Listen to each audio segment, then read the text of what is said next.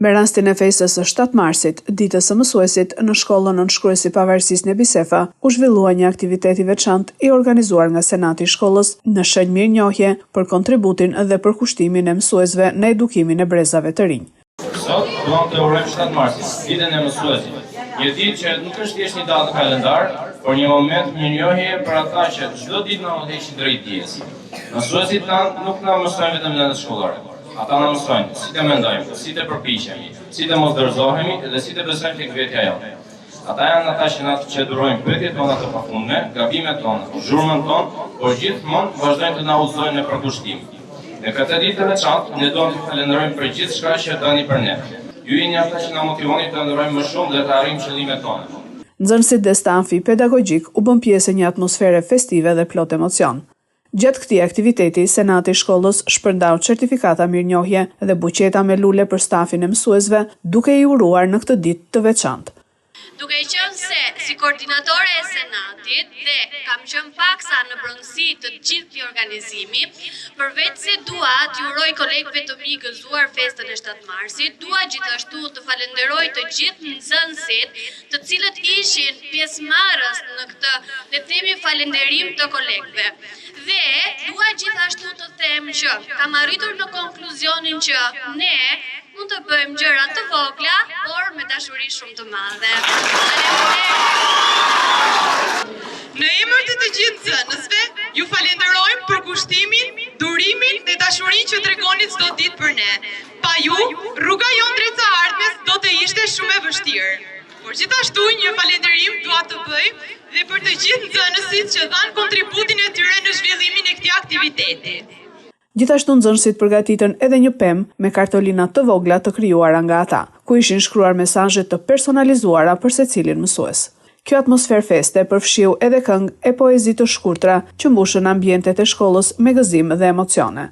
Ky aktivitet që përcolli mesazhe respekti dhe vlerësimi për figurën e mësuesit dhe për rolin e rëndësishëm që ata kanë në edukimin dhe formimin e brezave të ardhshëm, u mbyll me urime dhe falënderime për të gjithë mësuesit e shkollës, të cilët çdo ditë kontribuojnë me përkushtim në edukimin dhe formimin e nxënësve.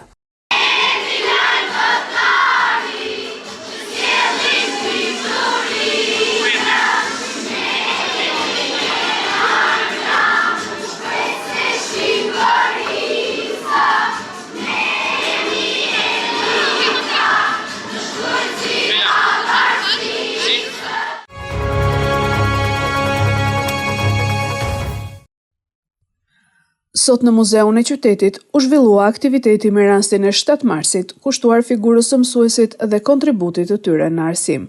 Në këtë aktivitet morën pjesë mësues në pension, nxënës si dhe përfaqësues të bibliotekës dhe institucioneve kulturore të qytetit.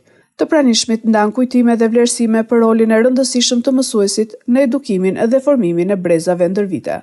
Gjatë aktivitetit u fol për jetën dhe veprimtarinë e disa prej mësuesve të njohur lushnjar, mes tyre janë Nushit e Lirika Zazi, të cilët kanë lënë gjurmë të rëndësishme në arsimin e qytetit dhe në formimin e shumë brezave të rinj. Mësuesit e parë na mësuan të shkruajmë bukur dhe të flasim shqip. Është një mision historik i ynë që të ruajmë historinë e vlerave të arsimit. Dhe ne si shoqat zgjodhëm më të mirën e të mirëve, me synim që brezave të ardhshëm t'i lëmë më të mirat e të mirave që kemi. Dhe në këtë këndvështrim zgjodhëm ata më të mirë, këta më të mirë, të cilët kanë dhënë kontributin e tyre në zhvillimin e gjuhës shqipe, në përhapjen e gjuhës shqipe.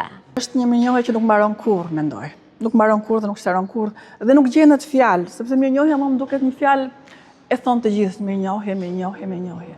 Nuk gjej dot fjalë të them se sa shumë mirënjohje, se sa e thellë është mirënjohja për nënën time, për të gjitha nënat dhe për çdo mësues tjetër. Aktiviteti u shoqërua edhe me recitime nga nxënësit, të cilët përmes vargjeve shprehen respektin dhe mirënjohjen për figurën e mësuesit. Mësuesja ime e parë, kur nuk do të harroj, më mësove abetaren të shkruaj e të lexoj.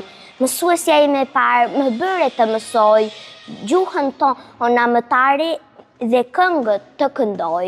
Mësuesja ime parë do të jesh e paharruar, jam e do të jem krenare që më ke mësuar. Në përfundim të aktivitetit u shpërndan edhe certifikata mirënjohjeje për disa mësues në pension, mes tyre edhe për mësuese Shire Kasapi në vlerësim të kontributit të dhënë ndër vite në arsim.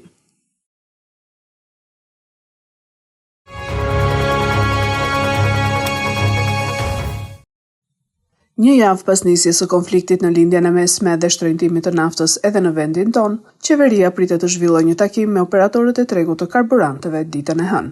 Për të dytën herë radhazi, çmimi i naftës në Shqipëri vetëm brenda pak ditësh ka ndryshuar sërish.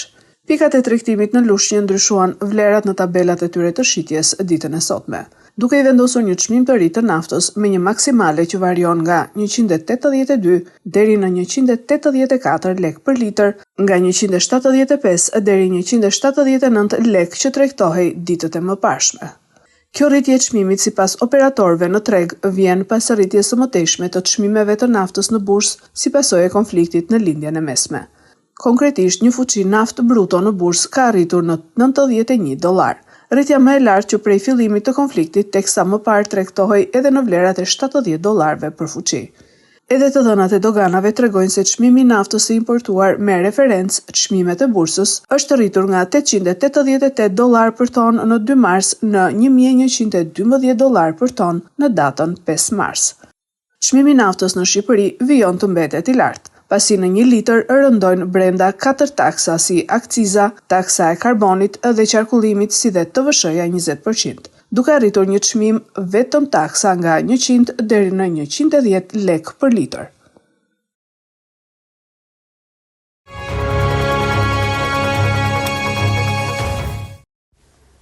Ekipi atletikës së Lushnjës garon me sukses tashmë prej 3 vitesh, duke përfaqësuar qytetin në moshat U13, U16, U18 dhe kategorinë e të rriturve. Stërvitjet zhvillohen në ambientet e stadiumit Roza Haxhiu, ku djemt tregojnë përkushtim dhe motivim të madh për këtë sport. Përmes stërvitjeve të rregullta, ata synojnë të përmirësojnë performancën dhe të fitojnë medalje gjatë këtij viti. Megjithatë, sfidë mbetet mbështetja financiare, pasi bashkia mundëson vetëm shpenzimet e udhëtimit për një pjesë të garave. Pjesa tjetër financohet nga prindrit dhe mjete private, duke treguar përkushtimin dhe angazhimin e të gjithëve që ekipi të funksionojë dhe të marrë pjesë në gara të ndryshme. Trajneri I ekipit vlerëson disiplinën dhe dëshirën për të mësuar të rinjt, ndërsa nxënësit shprehin entuziazmin e tyre për garat e ardhshme, duke treguar se atletika nuk është vetëm një sport, por edhe një mënyrë jetese për ta. Jemi në vitin kalendarik 2026, ekipi atletikës është duke u përgatitur për këtë sezon. Kemi objektiva që Lushnja të jetë gjithmonë pjesë e podiumeve, të jetë pjesëmarrëse dhe të përfaqësohet me dinjitet. Lushnja do të përfaqësohet në garat në sezonin 2026 në moshat U13, U16, U18 dhe kampionatin e të rriturve. Gjithmonë objektive që Lushnja të jetë pjesë e podiumeve dhe të syejë ndonjë rekord kombëtar. Në vitin 2025 kemi pasur një kampion individual, kemi pasur visin në 100 metrash, 300 metrash, kemi pasur kampion kombëtar U13, pra moshat e U13-s, kemi pasur dhe kampion të tjerë individual. Por këtë viti kemi objektivat e qarta sepse duke kaluar kohë dhe çunat kanë fituar eksperiencë, kanë fituar qëndrueshmëri, kanë përmirësuar anën e tyre fizike, tani kanë dhe eksperiencë që do t'i favorizojmë më shumë këtë sezon. Në klubin e atletikës së Lushnjës kam pothuajse një vit e gjysmë, ndiem shumë mirë me djemt dhe me taktikën e profesorit që përdor për stërvitjen tonë. Është një punë shumë e lodhshme dhe individuale, thuajse duhet shumë kurajë për këtë punë. Dhe synimet e mia për vitin 2026 janë të dalim kampion në garat e shpejtësisë, 100 dhe 300 metra, dhe të pretendojmë ndonjë podium në garat e të rriturve. Mendojmë se kemi një ekip të mirë, kemi formuar një ekip thuajse perfekt dhe kemi synimet të rifitojmë edhe një herë kampionatin e U13-s dhe të fitojmë për herë të parë kampionatin e U16-s. Unë vitin e kaluar fitova vendin e tretë 50 metrë shpengesa. Garat e mia janë 50 metrë shpengesa edhe 300 metrë. Unë për të ardhmen time dua që ta vazhdoj këtë. Sporti është shumë I mirë për ne. na bën shumë mirë. Ekipi i Lushnjës vazhdon të rritet dhe të bëhet një model frymëzimi për të rinjt që duan të ndjekin pasionin e tyre në sport.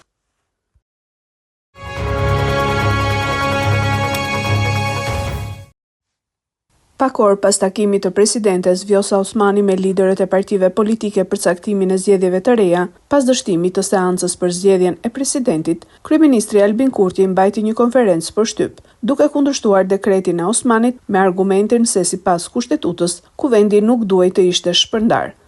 Nga formulimi i kësaj dispozite, pra në 86 paragrafi 6, del qartë se shpërndarja e kuvendit lidhet drejt për drejt me përfundimin e procedurës votimit. Pra, pasi të janë zhvilluar 3 raunde votimi dhe votimi i tretë të ketë dështuar për të zgjedhur presidentin. E mbrëm, ne vetëm sa filluam me raundin e parë, e kurse se nuk jemi tek përfundimi i raundit të tretë. Kushtetuta parashikon edhe një mekanizëm tjetër për të shmangur bllokimin institucional, sipas nenit 82 paragrafi 3, nëse brenda 60 ditësh, nga fillimi i procedurës për zgjedhjen e presidentit, nuk zgjedh presidenti, kuvendi shpërndahet. Pra, nga momenti kur nis procedura, duhet të kalojnë 60 ditë, po u zgjedh presidenti, shumë mirë, po nuk u zgjedh presidenti pas 60 ditëve, e atëherë duhet të shpërndahet kuvendi dhe të shkojmë në zgjedhje.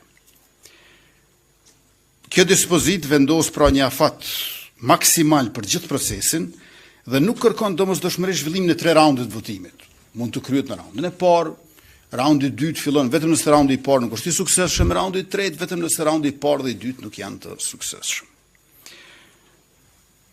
Me fjalë tjera, ky neni 82 paragrafi 3 merret me rezultatin përfundimtar të procesit. Pra, nëse presidenti është zgjedhur apo jo brenda këtij afati. Ka një afat 60 ditor për të zgjedhur presidenti. Ndërkohë që ne mbrëm kishim vetëm 60 minuta. Vetëm aq sa mori procedura derisa u konstatua që nuk i kemi kvorumin prej 80 deputetëve të pranishëm pjesëmarrës në seancë plenare që të mund të vazhdojmë tutje.